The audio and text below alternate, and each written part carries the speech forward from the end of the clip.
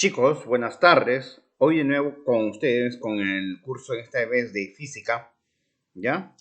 Y recuerden de que faltaba un tema para terminar del ciclo anterior. En este caso es movimiento circunferencial, en el cual le dije que hubieran sido 9 temas para su bimestre pasado, hubiera sido para su examen pasado, pero ¿qué les puedo decir? Equilibrar con este bimestre, entonces que se quedará con 8 y este bimestre también se quedará con 8 temas, ¿no? Para que así ya no se vea tan abultado. ¿Con qué empezamos este bimestre? Con movimiento circunferencial, ¿ya? El movimiento circunferencial, hemos aprendido acerca del movimiento rectilíneo, movimiento parabólico, parece, caída libre, caída de todas esas cosas, ¿no? El movimiento parabólico, la composición de varios movimientos. Y ahora vamos a ver acerca del movimiento circunferencial, ¿ya? En la naturaleza se observan movimientos cuyas trayectorias, por ejemplo, son curvas. Estos movimientos reciben el nombre de movimientos curvilíneos. Por ejemplo, el movimiento de la Tierra alrededor del Sol es un movimiento curvilíneo. No es circular, es movimiento curvilíneo, ¿no? Casi elipsoide, se puede decir. ¿Ya? El movimiento que está el electrón alrededor, por ejemplo, del núcleo del átomo, son movimientos también elipsoides. ¿Entendido? Pero si yo ato una piedra al extremo de una piola y lo comienzo a girar, ahí estoy generando un movimiento circunferencial. El movimiento de la rueda de los carros, el movimiento circular, el movimiento de un disco, movimiento circular. Y hay varios tipos de movimientos que nos dan la idea de movimiento circular. ¿Entendido? Vamos a seguir acá. Dice, el caso más simple de un movimiento curvilíneo es el movimiento circunferencial, el cual se conoce y utiliza desde la antigüedad. Por ejemplo, Aristóteles afirmaba que desde la antigüedad, por ejemplo, Aristóteles afirmaba que el Sol, la Luna y los planetas giraban en torno de la Tierra con movimiento circunferencial. Sabemos que ahora eso ya no es cierto, ¿no? Kepler, recuerden, no sé si vamos a llevar movimiento de los planetas gravitacional, pero Kepler fue uno de los que descubrieron acerca que el movimiento de la Tierra alrededor del Sol no era una circunferencia, sino es una elipse, ¿ya? Movimiento elipsoide, ¿ya? Dice, la Tierra y el Sol giraban, giraban en torno de una trayectoria circular. Ustedes están llevando también química, ¿ya? Recuerden que su primero también comienzo de la de teorías químicas, ¿qué dijo Bohr? Bohr decía de que los electrones giraban en forma concéntrica, hasta inclusive creo le puso una en sus fórmulas para hallar de repente la distancia del centro a donde se encuentra el electrón, ¿no? Le llamamos también número de Bohr, esas cosas, ¿no? Constantes de Boltzmann, esas cositas. Que aseguro en, en su teoría atómica, en su teoría en química, ya la estarán enseñando, ¿no? Ptolomeo planteó que los planetas, el Sol y la Luna giraban en pequeñas circunferencias cuyos centros giraban a su vez alrededor de circunferencias mucho más grandes que tenían su centro en la Tierra. Esta acá como se llama, regresando a lo que significa el movimiento del planeta, en el cosmos, ¿no? Movimiento planetario. De esta manera, vemos cómo el movimiento circunferencial fue de gran utilidad cuando el hombre intenta dar una explicación al universo. Pero vamos a la pizarra para comenzar a escribir los elementos del movimiento, ¿ya? Acá, movimiento circunferencial. ¿Qué elementos tenemos aquí en la circunferencia? Ya saben, mira, ve, acá esta esfera, esta pelota, está haciendo un movimiento circunferencial alrededor de este punto, el cual tiene ciertos elementos. Por ejemplo, este radio de giro, ¿ya? Este puede ser la longitud de la cuerda, ¿ya? El ángulo, para que se mueva de este sitio a este sitio, tiene que moverse de acuerdo a lo que significa un ángulo, ¿entendido? Y esta partecita de acá, la longitud de este segmento, se le va a llamar arco, ¿ya? Y vamos acá, miren. El radio de giro, ¿qué podemos decir de radio de giro? Es el segmento de recta trazado desde el centro de la circunferencia hasta la partícula. Su unidad de medida acá va a ser el metro, ¿ya? El metro en el sistema internacional. El desplazamiento angular, el que ustedes lo ven acá, miren, acá, ¿ya? Eso de ahí se mide en radianes. ¿Y cómo se define? Es un ángulo central correspondiente descrito por la partícula, es un ángulo central descrito generalmente por el recorrido de la partícula. Se mide en radianes. ¿Ya? Radianes. Si me dan en sexagesimal, lo tengo que sacar en radianes. Y la longitud del arco. Fíjense lo que hace rato le he colocado. Esto. ¿Lo ven? Espérense que tenemos acá. Ahí lo ven. Esta parte de acá. La parte de acá. Esa es la longitud del arco. ¿Cómo se define? Se define como la longitud del arco de circunferencia, el cual coincide con el recorrido de la partícula. Su unidad acá va a ser el metro. ¿Ya? Ahora, esto de acá se pueden relacionar. Se relacionan estos tres de la siguiente manera. ¿Qué tendría? O acá lo voy a colocar.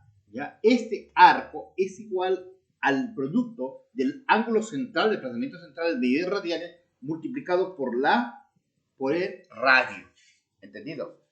Seguimos. Ahí está. ¿Ya? Pues radio. Acá, al igual que el rectilíneo, existen dos tipos de movimiento circunferencial. Uno, el primero que vamos a tratar acá, es acerca del movimiento circunferencial uniforme, o MCU. ¿Qué elementos tenemos acá? Vamos a tener acá los siguientes elementos. Se considera velocidad tangencial cuando se mide con respecto al arco, ¿ya? ¿Cuánto recorre? Pero como esto de acá se mide en metros y el tiempo que se demora se da en segundos, entonces las unidades que se va a tener acá, la velocidad va a ser en metros por segundo. ¿Entendido? Ahora, el ángulo, la rapidez angular se refiere a qué tanto se demora con respecto al ángulo. En este caso, ¿qué tenemos?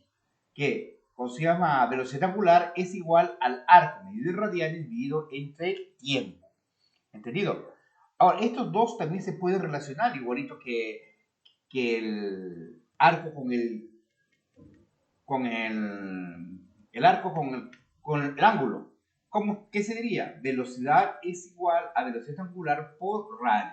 ¿Ya? Hay que tener en cuenta porque con eso vamos a resolver muchos ejercicios que nos van a proponer el libro. ¿Ya? Miren, seguimos. Ahora, ¿qué tenemos más? Tenemos lo siguiente. ¿Ya? ¿Qué significa periodo? El periodo. El periodo es el tiempo que tiene o sea, ¿qué tanto se demora esta esfera en dar una vuelta? Eso significa el periodo. Por ejemplo, ¿ya? El periodo de, ¿cómo se llama? El periodo de movimiento traslacional de la Tierra alrededor del Sol es un año. Es el periodo. El periodo de la Tierra en dar una vuelta sobre su eje es 24 horas. ¿Entiendes? Eso significa periodo. Entonces acá le voy a colocar periodo con el símbolo llamado T.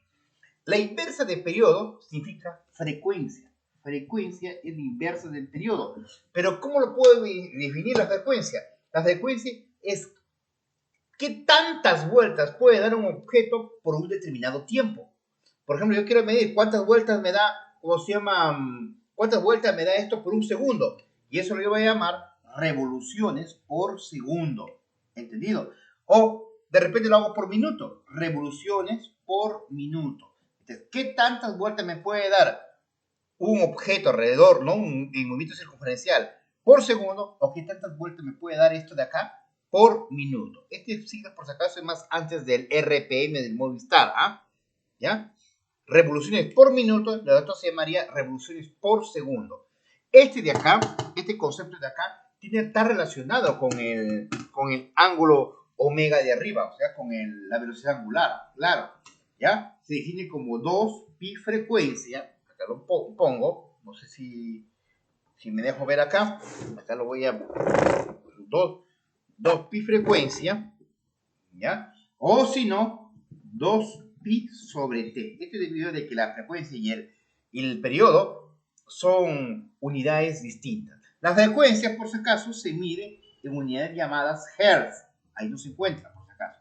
Y el periodo en segundos. Por lo tanto, un hertz es la inversa de un segundo. ¿Ya? Comenzamos con el primer ejercicio trabajando en clase. Una partícula periférica de una polea que rota con velocidad angular constante realiza 10 vueltas.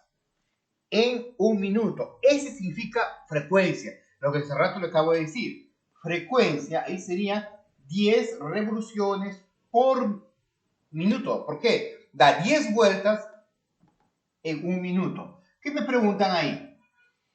Calcula su periodo. Ya dije que el periodo es al revés. ¿Ya? Pero acá son revoluciones por minuto. Y recuerden que el periodo se mide en segundos. ¿Ya? Entonces acá escribiríamos 10 revoluciones por minuto. ¿Y qué quiero sacar? Por segundo. Entonces, ¿qué agarro? Lo convierto en minuto a segundo. ¿Ya? Y acá invierto esto de acá. ¿Y qué tengo? Un sexto de revoluciones por segundo. Este de acá se llama también hertz. ¿Ya? El periodo es la inversa de la frecuencia. O sea, acá sería 1 y acá 1 sobre 6. Se va para arriba y tengo que 6 segundos. ¿Cuánto es el periodo acá? Son 6 segundos. Ya, chicos, seguimos. Siguiente ejercicio, número 2. Un disco logra 50 vueltas en 60 segundos. Entonces son 50 vueltas, o sea, 50 revoluciones en 60 segundos. Así nomás lo colocan. ¿Qué es esto? Frecuencia. ¿Ya? Se va. ¿Y qué tengo acá? 5 sextos de revoluciones por segundo. Pero vamos a hacer, ¿qué cosa me preguntan acá? Determinar el periodo del disco. El periodo es la inversa de la frecuencia. O sea, acá sería 5 sextos. Si invierte, sería 6 quintos de segundo. O 6 entre 5 es lo mismo que decir 1.2 segundos. ¿Qué quiere decir acá? Que el disco se demora 1.2 segundos en dar una sola vuelta. ¿Entendido? Ya.